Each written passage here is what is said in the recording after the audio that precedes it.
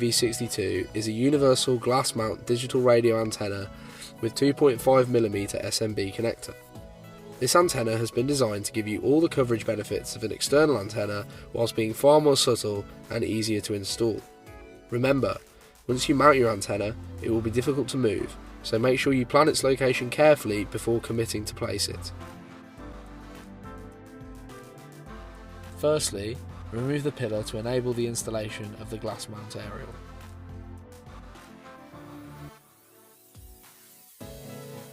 With this aerial, please ensure that the earth sheet is attached to the metal part of the pillar and that it is placed 15 cm from the top of your windscreen.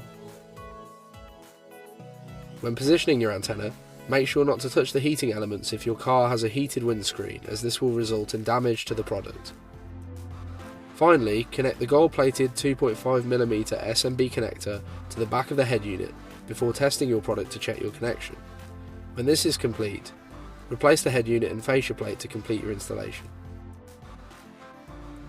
We hope that you enjoy your digital radio experience, but if you have any queries, please contact our tech team at www.support.connects2.com/tickets/technical.